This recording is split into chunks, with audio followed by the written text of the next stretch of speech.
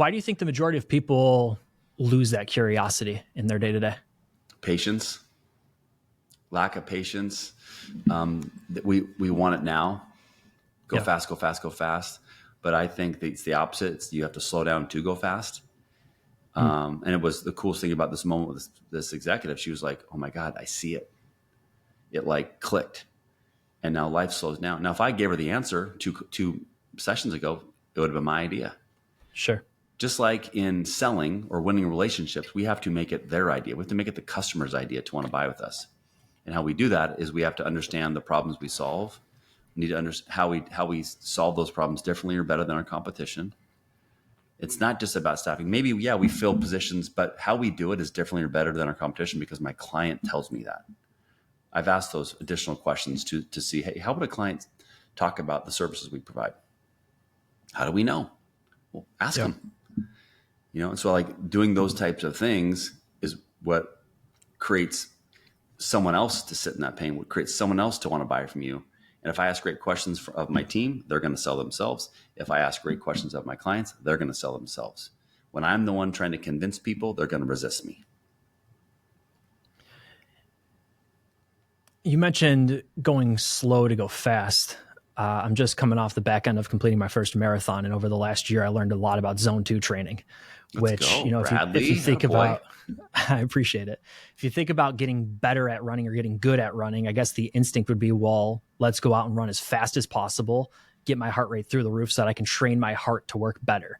And it's actually the exact opposite. You got to go slow to go fast. You got to build that floor so that you can go for longer distances, which actually speeds you up. I learned that throughout the journey, and it's interesting that that's now coming back to me through you about business. It's so interesting how I could paint these parallels between sports or fitness or whatever, music and business all day.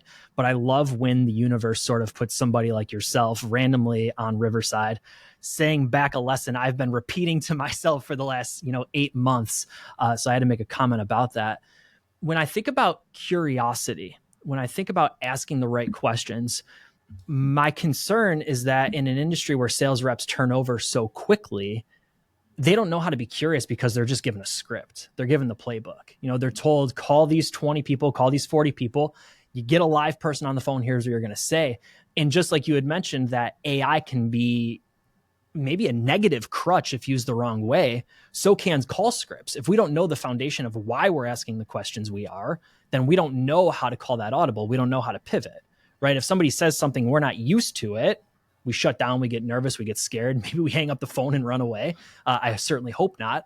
But we have to sort of have that curiosity to say, okay, why am I asking the questions I'm asking so that I can ask better follow-up questions? I can have a better sales process. Well, I love that you said that. And one thing I'd say, I stopped using the word randomly and now I say serendipitously. Okay.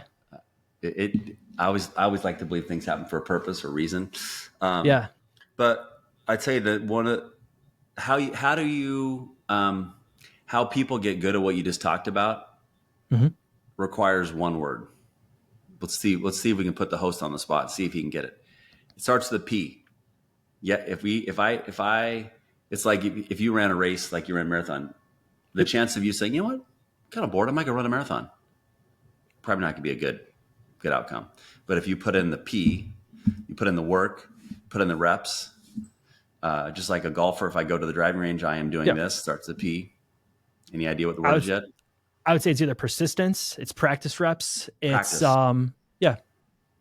practice. And so if we don't practice as sellers or leaders, then what we should change our pitch to is like this. Hey, Mr. and Mrs. Client, I can be honest with you. I have no idea what your company does, but I'm getting tons of pressure on my boss says like make 60 calls a day. So what I'm going to do is I'm going to wing it.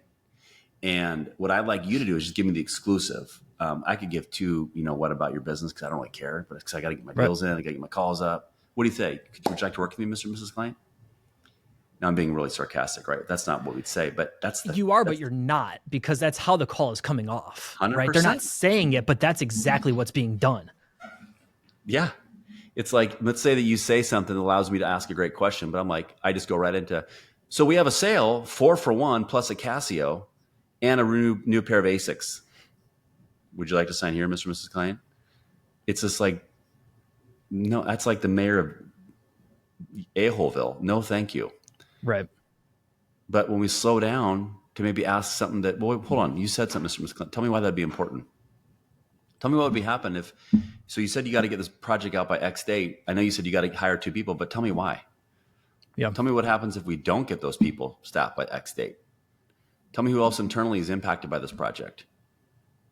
Versus, hey, do you have anybody else that needs to hire contractors? Or do you have anybody have staffing needs?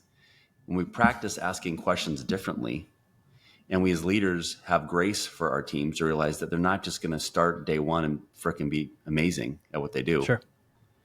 And another thing I would encourage leaders is full circle and kind of maybe off script, but hopefully not too oft, is we're good. Hire for adversity. Find people that have gone through adversity. Like find someone that has run a marathon, that has the mental fortitude to go through that, because staffing sales and staffing recruiting is hard. It's really, really hard. And it requires a mindset of grit and resilience. And so if you can't rely on an experience of grit or resilience, you're going to be very transactional. You won't be winning the relationship. But if you know that, hey, it's going to take some time. I know what it takes, but I'm going to have to, I can create a new mindset every day or every hour to be my best version of me, because I believe in myself, I believe in my team. And then once that call's over, it's over. I was my best. Now I got to let that call go to the next call. Yeah. And I can't allow one bad call to lead to one bad week, one bad month. And so I think having the right mindset also is really, really important for people to understand why winning people is and why having that grit and resilience will help them be successful.